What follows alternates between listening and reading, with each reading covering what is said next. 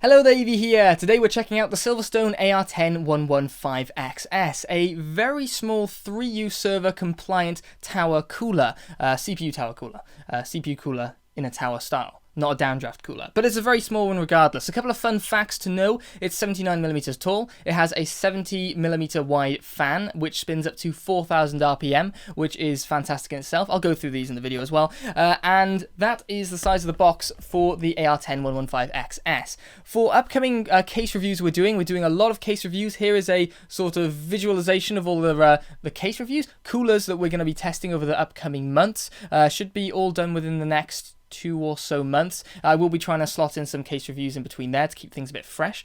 But basically, we are testing several categories, apart from this one's the only 80mm cooler we're testing, and the best of those categories will be coming forward with us to be able to do some case testing in the future, because in the past we've been using a 37mm Noctua NHL9i to test lots of cases because it was compatible with every case. But the difficulty is, if a case can fit a 160mm cooler, then it's a bit unfair to try and, I don't know, give it a more respectable, reasonable testing result with like something like as small as an L9i when we could do it with a larger cooler. So we did used to do it with Hyper 212 Evos, but then that limited us in like minimum case size. So one thing I thought was funny is that this is the 79mm tall cooler package, and here are some of the coolers we're testing in the near future. So from the 160mm category, we have the Dark Rock 4 from Be Quiet. That's the size of the box from there. Actually not a bad sized box for a 160mm cooler, so I've learned. Here is the D15S from Noctua, which I think is even better. Look at the size of that one. That's fantastic. So that's that. There we go. There's another 160mm cooler. And here's another one. Struggling to mount these boxes here. And here is, I haven't opened it yet, but I think this is the Thermaltake Macho. Can I even get the base in? There you go. You can probably barely hear me there. That is brilliant. So hopefully those will be extremely fun to check out. If you want to check those out with me, then feel free to hang around, and in the next couple of months we will test all of these and see which is which. So we will be going through the unboxing. There's not a lot to unbox in here, so that'll be quite quick. The mounting, we'll be checking out the cooler, giving it a proper overview, a proper breakdown of all the different sort of the base plate style and stuff like that. And then we'll go into some very standard acoustic testing, you know, noise testing, or not even standard, subpar probably, but just a very basic sort of microphone sound test. And then we will follow through with some more in-depth thermal testing with Prominency 5 and, you know, Unison Heaven, Superposition, some other gaming benchmarks, GTA 5, that sort of stuff. So if you want to check out all of those things, then you can go to the video description where there are timestamps. You can jump to those certain sections. And if you want to check out the price for this cooler in various regions, you can go to the video description and check out the Amazon affiliate links so that you can perhaps purchase it in your region. If you do purchase anything through those, then the channel does get a small kickback between 4 and 12% actually of your total purchase. So thank you so much for checking this out. I will catch you in a second for the unboxing. In terms of packaging, there's not a lot to see, so we're going to head straight in. Here we have the SilverStone AR10-115XS. I mean, here we have the SilverStone AR10-115XS. This thing is just so small. Before we get into the better look at the cooler, let's check the contents of the box. In total, we have the cooler, a backplate, and an installation manual, and some foam. It's everything you need, I suppose, and nothing more. The AR10 we're working with is a 79mm tall cooler, which is designed for a 3U server, but SilverStone conveniently reminds us that a smaller 66mm AR09 that's suitable for a 2U server is also available, both of which are compatible with the EVGA 1150 series sockets. The backplate is nice and simple. It's made of steel and has a plastic layer on the inside face, and you can see the 4 fixed nuts that line up with the mounting holes in the EVGA 1150 series socketed motherboards, and of course the sprung steel screws on the corners of the cooler. You do get some thermal paste with the cooler, which is stored in a pouch in the housing of the fin stack, but we won't be using this since all of our cooler tests are performed with the control paste being Arctic MX2. As mentioned previously, the SilverStone AR10-115XS is a 79mm tall tower style cooler, and within that profile there's a 15mm thick, 70mm wide fan. Due to this cooler's smaller size than most, the fan on the AR10 does its best to make up the difference by spinning from 500 RPM up to 4000 RPM. At 4000 RPM, it's shifting air at a rate of 33 meters cubed per hour, which is less than half the airflow rate of the 2000 RPM 92mm NFA9 that comes with the Noctua NHD9L. That's not to say that this fan is performing below average, but it's a clear indication that when a fan size is reduced, its airflow rate gets exponentially smaller. For instance, the motor hub on a fan can't get a great deal smaller as the fan size is reduced, so the fins are the ones that take the hit. Anyway, the fan comes with a plastic braided sleeve around the wire, which of course leads to a 4-pin connector for all your PWM controlling needs. Pretty handy for a 4000 RPM fan.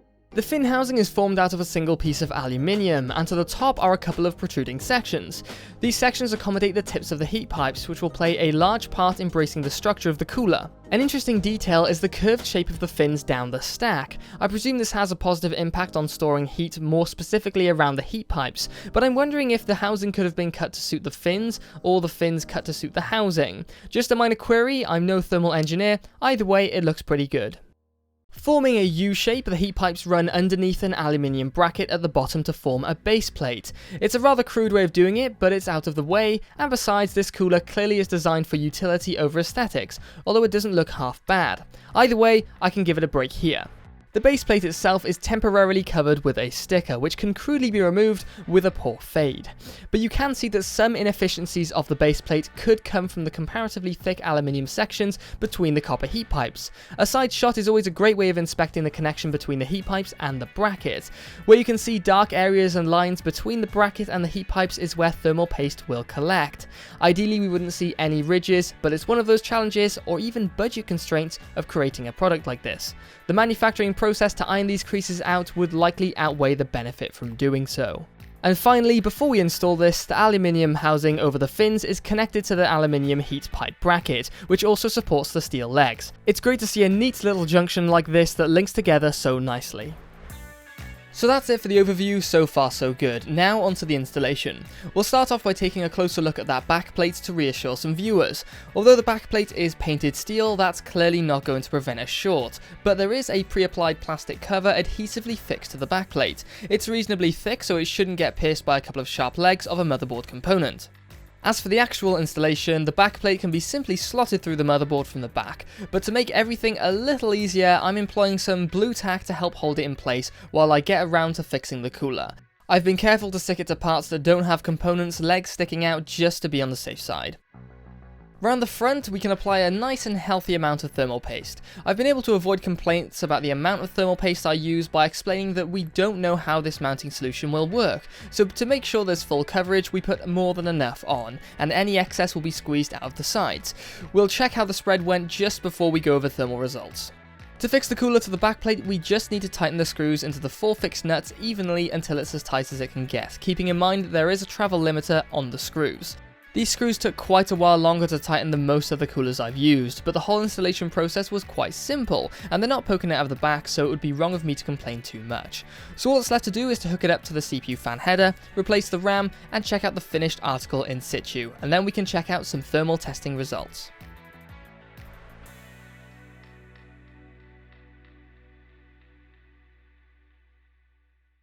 Okay, as for the sound test for the AR10, something to note actually is it's running at 450 RPM now, and it's stated to run between 500 and 2000 RPM. It doesn't say plus or minus 10%, but you can assume plus or minus 10% is there, although we are actually running below the sort of negative 10% on the lower value there, so maybe it's plus or minus 20%, but it doesn't say on the box. So we will be ramping the speed up. However, I did have the fan curve, I'm putting it as low as possible, I did have it set to a silent fan curve, and the temperature of the CPU actually rose to around 53 degrees, so it started ramping the speed up. Now that's not very surprising since it's... I thought it turned off then for some reason. That's not very surprising since it's a small heatsink and it's a very slow spinning fan. So what we're going to do now is ramp it up to so the 60% mark, so at about 20% speed on the PWM control. And yeah, so at the moment it sounds like this. Bit of a click for reference, I guess. But yeah, not very noticeable at all. And I didn't notice it before. I didn't note it before actually. But I mean, at idle we're running at 58 degrees, so That is pretty hot. So yeah, I think, I'm not sure how other people measure the idle temperature, but I think perhaps from the BIOS is probably the best place to do it, since there's, you know, no operating system running on it. I find it very difficult to get an idle measurement when you're in the operating system, because you get little Windows things come in and sort of, you know, spike the CPU here and there. But yeah, so it's running at 59 degrees now, so it's going up fairly steadily, but 450 to 500 RPM at the moment. So let's ramp it up to 60% and see where we sit on noise and on temperature, or speed, I guess. There we go. So there we are, we've sped up to 2,500 RPM, which was actually the upper limit of the K17's fan. So that's quite an interesting figure there to start with. So the CPU temperature is dropping down now, so it's going below 50 degrees now. But yeah, so 2,500 RPM sounds a bit like this.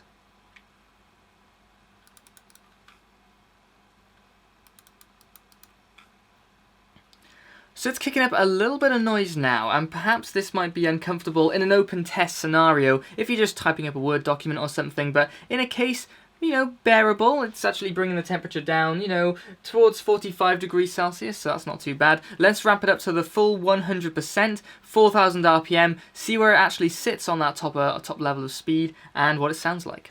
So we're floating somewhere between the 4,100 to 4,160 RPM. I don't think I've seen it gone any higher, but 4,166 was as high as I saw it go. It's actually dropped the CPU temperature right down to 37 degrees now, so heading towards 35 degrees, which is, you know, pretty standard for a large heatsink at idle temperature. It's kicking up quite a bit of noise, of course. This is what it sounds like.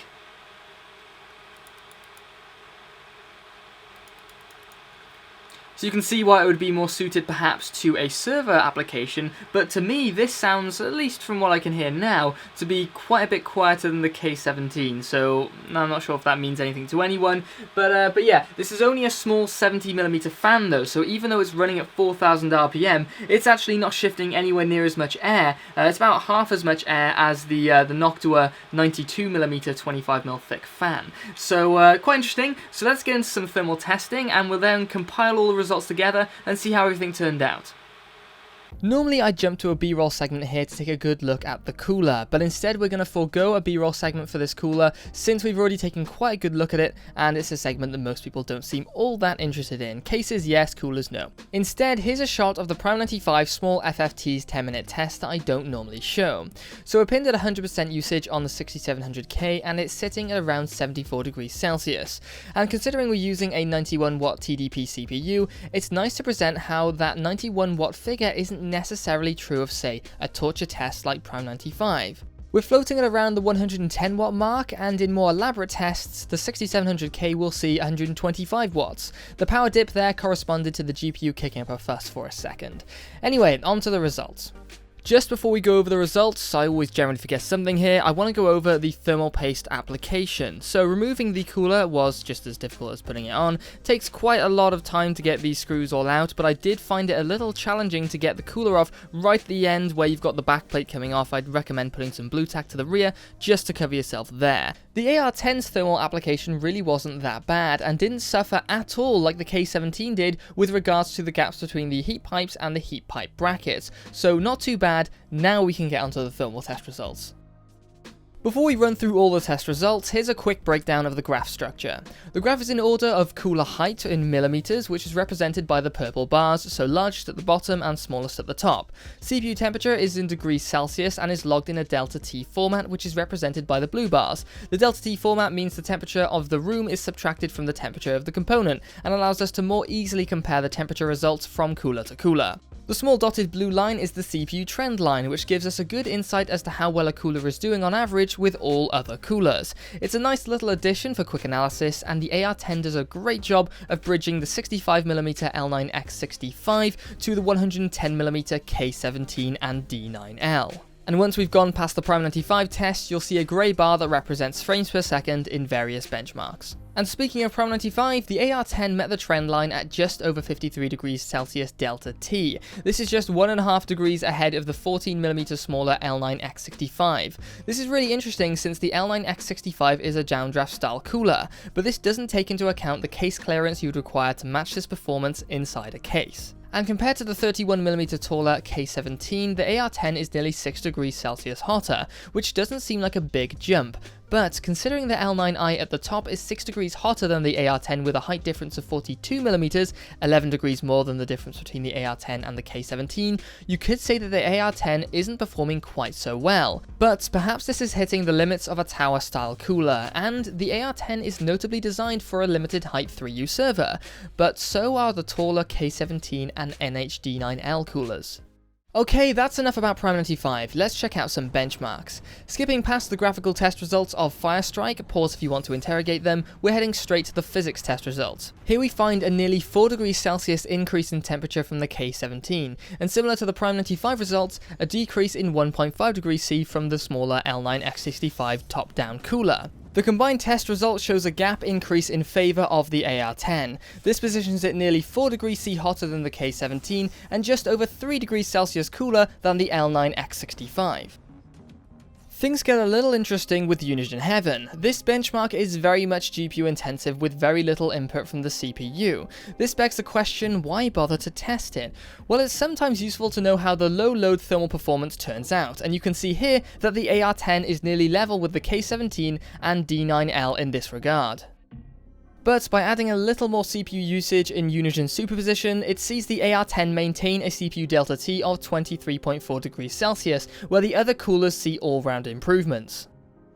Taking a look at the Dirt 3 and Dirt Showdown results sees the AR10 stay within a degree or two of the K17 and D9L, but it also appears that the AR10 is making a breakaway from the L9X65 by nearly 9 degrees delta T in Dirt Showdown. Rise of the Tomb Raider is a really solid benchmark tool that keeps some really nice looking graphs. There's a gradually reducing CPU delta T as the CPU cooler height increases, but it's worth noting that despite the smaller cooler size, the fan of the AR10 is keeping the temps in line with the much taller Hyper 212 Evo. Hitman sees the AR10 head towards the L9X65's hotter side, which increased the difference to the K17 by nearly 4 degrees Celsius. And finally we end up with GTA 5, which adds an anomaly into the mix where the AR10's CPU delta T went over that of the smaller L9X65's cooler. But looking back at many of the previous results, it actually looks like the L9X65 performed particularly well here, rather than the AR10 performing particularly badly. So there we have it, the SilverStone AR10-115XS. After testing the Dantron K17 last week, this hasn't done half bad in terms of its build quality, its style, its performance, and definitely acoustic performance compared to the K17. It's actually done extremely well. I have actually tested the last, including this video then, I have rendered the last 3 videos, which take between 1.5 to 2 hours to render. So it really has done very well, and the rendering is just CPU intensive. It's 98% CPU usage for an entire 2 hours, and it is held up extremely well, although given the fact that it is on an open air test bench, you would hope so. But it's actually done extremely well for a cooler of such a small size. So there it is. I don't think there's much to wrap up with. In the previous last couple of cooler videos, I've done some pros, cons, and missed opportunities. I kind of think it's not very relevant, to be honest. It is what it is. You've seen exactly what's there. Sometimes with large case reviews, it's good to wrap up with those things because people can skip certain parts and forget. But frankly, I don't think it's very necessary at this moment. You may also notice I'm missing 2 RAM sticks. I actually had to lend those to a friend so that he could do some sort of cool thing with an intern in terms of building a computer, which was actually quite interesting. And actually, to that point, this is not relevant for people who've not really invested in the channel. I am hoping to, at some point in the very near future, get in contact with my old high school and see if I can set up some sort of product design based CPU cooler, perhaps case building, perhaps design challenge or something like that. So their students perhaps could come up with the best designs they can for cases, and we could even compare those and compete them against the cases we've tested on this channel. I think that would be a really cool thing to do. And even CPU coolers. I mean, getting in some heat pipes, buying in some heat pipes won't be the most expensive thing in the world, so that might be an option. And maybe, perhaps this, if we can make some videos with that or with that, then I can use some of the budget that I use for this channel to do something like that with some kids or some students, some more older students from high school. So if you actually think that's a cool idea, then I'm certainly interested in really pushing that forward, because we do need to support our education system as best we can. So I hope you enjoyed the video, and I will catch you in a very future video, which will probably be one of the coolers that you saw. And no, I didn't do this just after the intro, I promise, sort of. We will be testing some coolers like this, the NHD15S. We've got all sorts coming up, all from this list you see here, and hopefully you will have a great time checking all those out. Those will really flesh the graphs out and really see how all these CPU coolers really compete against each other. We will be trying to as well merge some or sort of fit some some case testing in. I've completely lost my brain now, so I'm going to go before I start tripping up even more of my words. Thanks for checking this out, guys. I'll catch you in the next one. Bye bye.